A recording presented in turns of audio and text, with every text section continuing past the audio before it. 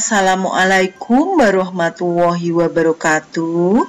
Berjumpa lagi dengan saya Siti Umi Fitria SPD MSI, guru dari Kota Salatiga. Para siswa kelas 9 dimanapun kalian berada, mari pada kesempatan kali ini kita membahas bab 10 ya, yaitu tentang teknologi ramah lingkungan. Untuk kali ini melanjutkan yang kemarin ya.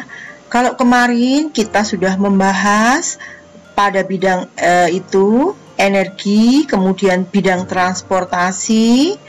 Pada kesempatan kali ini kita akan membahas teknologi ramah lingkungan di bidang lingkungan dan juga teknologi ramah lingkungan di bidang industri. Materi ini merupakan materi IPA kelas 9 SMP semester 2, yaitu bab 10, teknologi ramah lingkungan. Mari langsung saja kita mulai pemaparan materi teknologi ramah lingkungan. Untuk kompetensi dasarnya yaitu 3.10, menganalisis proses dan produk teknologi ramah lingkungan untuk keberlanjutan kehidupan. Kemudian, seperti yang saya sudah bilang tadi, yang akan kita bahas pada kali ini yaitu aplikasi teknologi ramah lingkungan pada bidang lingkungan dan juga pada bidang industri. Dan inilah peta konsepnya ya. Bidang energi sudah kita pelajari, bidang transportasi juga sudah kita pelajari. Maka pada kesempatan ini kita akan masuk bidang industri dan bidang lingkungan ya. Di bidang industri ada biopulping ya, yaitu menggunakan makhluk hidup dimanfaatkan untuk pertanian organik. Kemudian di bidang lingkungan ada biopori, bioremediasi, composting toilet, dan pemurnian air. Langsung saja kita mulai bagian yang pertama. Bagian yang pertama yaitu teknologi ramah lingkungan bidang lingkungan. Yang pertama yaitu biopori.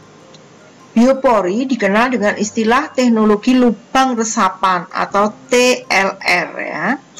Merupakan teknik untuk membuat wilayah resapan air hujan. Teknik biopori memiliki prinsip yang sama dengan sumur resapan. Akan tetapi teknik ini diterapkan dengan menyediakan area yang dibuat berlubang-lubang kecil atau berpori-pori ya, yang nantinya akan menyerap air hujan dan kemudian disalurkan ke dalam tempat penampungan air.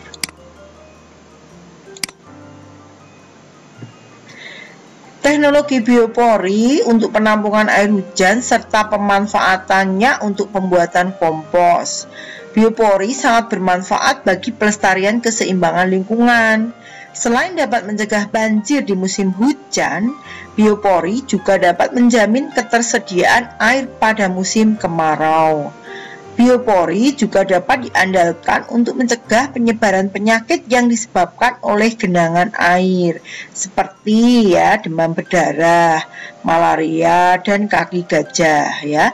Seperti kita ketahui kalau genangan air itu disukai oleh nyamuk. Kesuburan dan kelestarian organisme tanah juga dapat terjaga dengan teknologi ini. Lubang-lubang resapan air ini sekaligus juga dapat dimanfaatkan untuk membuat kompos, yaitu dengan memberikan sampah organik seperti dedaunan atau sisa makanan. Nah, inilah gambar biopori ya. Ini lubangnya di atasnya masih diberi kawat, tujuannya biar tidak longsor ya, sekelilingnya tidak turun ke bawah, sehingga lubang-lubang ini bermanfaat untuk jalan masuknya air ke dalam lubang ini. teknologi biopori untuk penampingan air hujan, serta pemanfaatan untuk pembuatan kompos. Nah, lalu lubang ini diisi dengan sampah organik, kemudian mengalami pembusukan, jadilah pupuk kompos. Yang kedua yaitu fitoremediasi. Fitoremediasi adalah salah satu bentuk bioremediasi. Fitoremediasi merupakan penggunaan tumbuhan untuk menghilangkan, memindahkan, menstabilkan, atau menghancurkan bahan pencemar, baik itu senyawa organik maupun non-organik. Melalui fitoremediasi ini, polutan atau zat penyebab polusi seperti logam berat, pestisida, minyak, dan zat lain yang mengotori tanah, air, atau udara dapat dikurangi bahkan dihilangkan. Fitoremediasi baru berkembang pada awal tahun 1990, yaitu dimulai dari kesuksesan dalam memperbaiki daerah tercemar oleh zat radioaktif cesium atau CS, strontium atau SR, dan uranium atau U di Chernobyl, Rusia dengan menggunakan tumbuhan bunga matahari.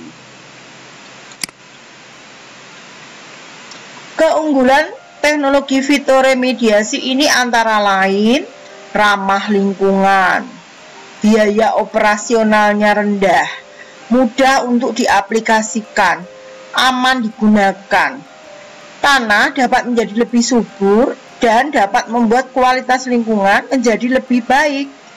Contoh tumbuhan yang dapat digunakan dalam fitoremediasi adalah bunga matahari atau Helianthus annus, sawi, Brassica rapa, enceng gondok, Eichhornia crassipes padi Oryza sativa, tembakau Nicotiana tobacco, dan Sansevieria trifasciata. Nah, inilah tumbuhan-tumbuhan yang dapat digunakan untuk fitoremediasi bunga matahari, enceng gondok, lidah mertua atau Sansevieria. Yang ketiga atau C yaitu toilet pengompos atau composting toilet. Composting toilet adalah toilet kering yang menggunakan proses secara aerob untuk menghancurkan atau mendekomposisi feses yang dihasilkan manusia. Toilet pengompos dapat digunakan sebagai pengganti toilet air pada umumnya. Toilet ini biasanya ditambah dengan campuran serbuk gergaji, sabut kelapa, atau lumut tertentu untuk membantu proses aerob, menyerap air, dan mengurangi bau. Proses dekomposisi ini umumnya lebih cepat dari proses dekomposisi secara anaerob yang digunakan pada septic tank.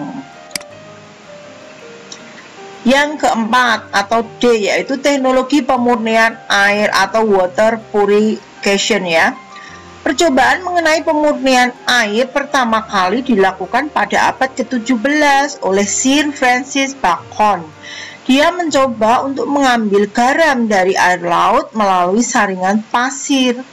Meskipun percobaan ini belum berhasil, percobaan ini dikenal sebagai awal dari proses pemurnian air. Pemurnian air merupakan suatu proses menghilangkan zat-zat kimia, kontaminan biologis, partikel-partikel padat, dan gas-gas dari air yang terkontaminasi atau kotor. Ultraviolet dapat berperan juga sebagai pembunuh kuman yang ada dalam air. Tujuan pemurnian air yaitu untuk menghasilkan air yang dapat digunakan untuk keperluan tertentu. Proses pemurnian air merupakan proses kajian fisika, biologi, dan kimia. Secara fisika dengan filtrasi atau penyaringan, sedimentasi atau pengendapan, dan destilasi atau penyulingan. Secara biologis dengan adanya pemberian karbon aktif. Secara kimia dengan pemberian klorin Cl2 atau penyinaran dengan sinar ultraviolet. Karbon aktif itu seperti klorin dan sinar matahari ya. Kemudian untuk teknologi dalam pemurnian air antara lain yaitu teknologi pemurnian air sederhana. Pemurnian air dapat dilakukan dengan membuat alat yang berbentuk tabung yang di dalamnya terdapat lapisan-lapisan bahan seperti pasir, kerikil, batu, arang, ijuk atau sabut kelapa, dan dapat juga ditambah dengan kapas atau kain katun. Pada penjernihan air dilakukan proses penyaringan, ya, penyaringan kotoran padat yang larut dalam air dengan pasir, kerikil, dan ijuk atau sabut kelapa. Air yang tersaring kotorannya akan melewati arang yang dapat mengurangi kuman-kuman dalam air. Air kotor dapat dituangkan ke dalam tabung melalui bagian atas tabung. Selanjutnya, air mengalir pada bagian bawah tabung karena adanya gaya gravitasi atau dibantu dengan tekanan dari luar. Selama mengalir ke bagian bawah tabung, air akan mengalami proses penyaringan sehingga pada bagian bawah dapat diperoleh air bersih. Dan inilah proses prinsip dari penjernihan air. Kemudian yang kedua, teknologi osmosis balik. Osmosis balik adalah merupakan teknologi pemurnian air yang menggunakan prinsip kebalikan dengan prinsip osmosis. Kita masih ingat kalau osmosis ya, itu kan ini ya. Osmosis balik dulu kita bahas. Osmosis balik itu menggunakan prinsip tekanan untuk mengatasi tekanan osmotik yang terjadi secara alami ya. Ini cobaan osmosis itu seperti ini ya. Di sini ada membran semi permeable, di sini ada larutan encer, dan di sini adalah larutan pekat. Dan ini ada piston biar tidak keluar ya.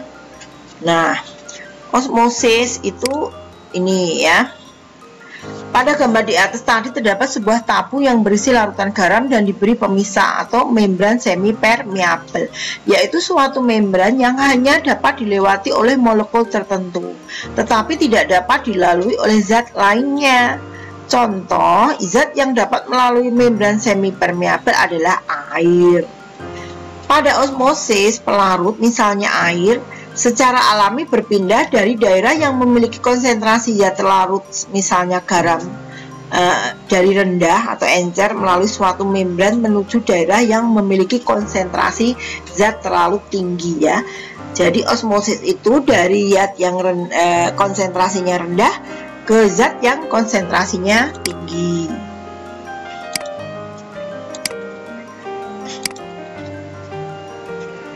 Pergerakan alami pelarut ini bertujuan untuk menyamakan konsentrasi zat terlarut pada kedua sisi bagian membran. Sebaliknya, pada osmosis balik, pelarut seperti air akan bergerak dari larutan yang pekat ke larutan yang encer ya, kebalikan dari osmosis, makanya namanya osmosis balik. Hal tersebut dapat terjadi karena adanya tekanan dari luar sehingga dapat membalik aliran alami. Mekanisme osmosis balik dapat dilihat pada gambar berikut. Nah, ini gambarnya ya. Gambar lebih jelasnya kita bandingkan ya. Kalau ini dari larutan encer ke larutan padat atau pekat, itu namanya osmosis. Nah, ini ada di tengah-tengah ada membran semi permeable. Sedangkan osmosis balik itu ya kebalikannya, larutan yang pekat menuju ke larutan yang encer ya. Pembedanya hanya di situ saja. Pada osmosis balik terjadi karena adanya tekanan dari luar sehingga dapat membalik aliran air. Adanya tekanan dari luar akan menyebabkan air dari larutan yang pekat mengalir ke arah larutan yang encer sehingga dapat dihasilkan air yang tidak mengandung garam. Teknologi osmosis balik ini diterapkan dalam pembuatan air minum dari air laut, yakni dengan menghilangkan garam dan zat-zat lain yang tercampur dengan molekul air. Contohnya ada di daerah Bali dan Aceh ya. Nah, ini teknologi osmosis balik skala industri, skala besar ya. Nah, sekarang yang keempat adalah kita masuk ke bagian yang D ya. D itu teknologi ramah lingkungan. Ya benar, yang keempat bukan D. Yang keempat adalah teknologi ramah lingkungan bidang industri. Yang pertama yaitu biopulping. Apa itu biopulping? Biopulping adalah teknologi ramah lingkungan yang terinspirasi dari proses pelapukan kayu dan sampah tanaman oleh mikroorganisme. Proses pelapukan dilakukan secara alami oleh beberapa jenis mikroba dan jamur, mikroba dan jamur.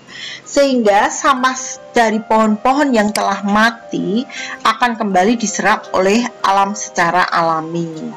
Saat ini kendala besar yang dihadapi oleh para pemilik industri berbahan kayu yaitu seperti pabrik kertas adalah proses pengolahan limbah yang mengandung zat lignin atau zat kayu yang membutuhkan proses lama dan berbahaya terhadap kelestarian lingkungan. Biasanya limbah dari pabrik kertas akan diuraikan dengan menggunakan bahan kimia seperti soda api, sulfit, dan garam sulfida. Bahan kimia ini akan memberikan efek negatif jika digunakan secara terus-menerus. Terinspirasi dari kemampuan mikroba dalam proses pelapukan kayu, para ahli saat ini mulai mengembangkan proses pengolahan limbah dengan menggunakan mikroorganisme yang mampu menguraikan lignin secara alami yang banyak ditemui secara bebas di alam. Contoh mikroorganisme yang digunakan yaitu jenis kapang atau jamur, Plebia subserialis ya, serialis dan Cercoporiosis subvermispora seperti pada gambar 10.25. Nah, ini ya teknologi biopulping pada pabrik kertas ya, yang bahannya berasal dari kayu. Nah, ternyata materi tentang teknologi ramah lingkungan, bidang lingkungan dan industri sudah selesai ya. Semoga apa yang saya paparkan dapat bermanfaat bagi siswa kelas 9 dimanapun berada. Mohon maaf jika banyak salah-salah kata. Saya akhiri. Assalamualaikum warahmatullahi wabarakatuh.